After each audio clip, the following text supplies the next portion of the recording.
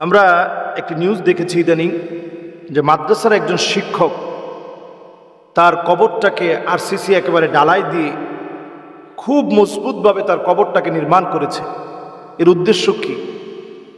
তা আসলে এই বিষয়টা নিয়ে খুব তোলপাড় এখন বাংলাদেশে। সবাই ভাবতেছে যে মাদ্রাসার শিক্ষক, উনি একজন বিএসসি শিক্ষক মাদ্রাসার, এবং সুনামধন্য একটা প্রতিষ্ঠান, টুমচরের মতো একটা মাদ্রাসা, এটার বিএসসি শিক্ষক তিনি উনার আর ওনার স্ত্রীর একটা কবর খনন করেছে। 15 ফিট দৈর্ঘ্যের বিশাল মজবুত করে ডালাই দিয়ে তিনি মজবুত এই কবরটা তৈরি করেছেন।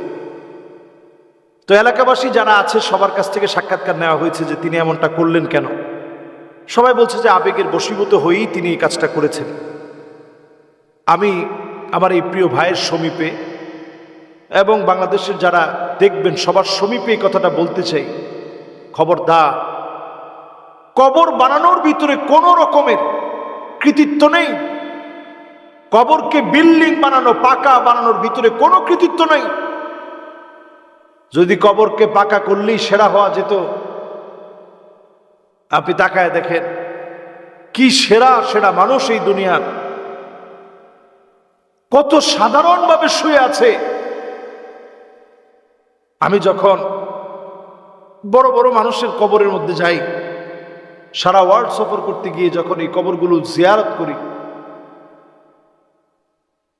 সফরের যেই জায়গাতে যেখানে আমি এ জাতীয় বড় বড় ব্যক্তিদের কবরগুলো পাই, আমার কাছে মনে হয় যে আহারে, কবরটা কেমন সিম্পল জায়গা, কত বড় একটা মানুষকে এই কবর শুইয়ে রেখেছে কতদিন ধরে।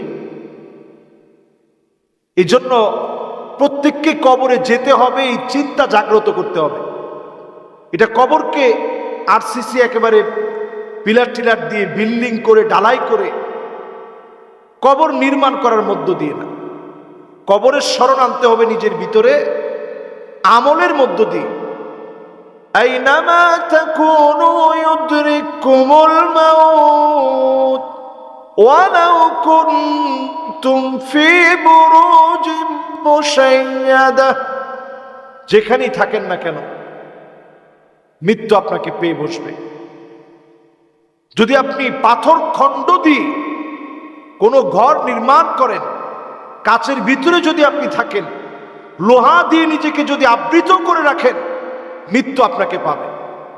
আপনি এটা মনে করেন না যে যদি আমি আরসিসি ডালাই দিয়ে ভালো করে মজবুত কবর বানাই, এই কবরের ভিতরে মনে হয় আল্লাহ শাস্তি দিতে পারবে না, আমার হাড় গর্জে গোড়া হয়ে যাবে, ডানের হাড়গুলা বাম দিকে চলে আসবে, বামের হাড়গুলা ডান দিকে চলে আসবে, কবরের মাটি চাপ দিবে, প্রশ্নের পরে প্রশ্ন হবে, ফায়াত্রিবুহু দরবাতাম বিল হাদিদ, লোহার হাতুড়ি দিয়ে পিটানো হবে। আমি যদি আরসিসি ডালাই দিয়ে কবর বানাই, তাহলে আমাকে মনে হয় কিছু করতে পারবে না। এ জাতীয় প্রশ্ন অনেকের মনে জাগতে পারে। এই জন্য আমি আরসিসি ডালাই ডালাই দিয়ে ভালো করে কবর বিনির্মাণ করি। এই জগৎটা এমন, জগৎটা যেমন মাটির উপরের অংশ দৃশ্যমান, নিচের অংশ যেমন আপনি দেখতে পান না, এর কোনো কিছু আপনি উদ্ঘাটনও করতে পারবেন না। আজকের বিজ্ঞান এই জায়গায় হতবাক হয়ে যায়। এখনো মানুষের লাশ উঠালে লাশটা দেখা যায় একেবারে অক্ষত অবস্থায় আছে। বিজ্ঞান অবাক, কি করে একই জায়গার লাশ, একই মাটি, একই জায়গা, অন্যান্য লাশগুলো পচে গিয়েছে, গলে গিয়েছে, হাড়গুড় পর্যন্ত পাওয়া যাচ্ছে না, অথচ 15-20 বছর আগের লাশ, ওই লাশের কোনো সামান্য ক্ষতি হয় নাই, কাপড় পর্যন্ত অক্ষত অবস্থায় আছে। এগুলো প্রমাণ করে দেয় এটা অদৃশ্যের এক জগৎ। কবরের উপরের অংশ আমরা দেখি, নিচের অংশ আমরা দেখি না। এজন্য কবরের প্রস্তুতি নেওয়ার অর্থ আরসিসি ডালাই দিয়ে কবর নির্মাণ করা না।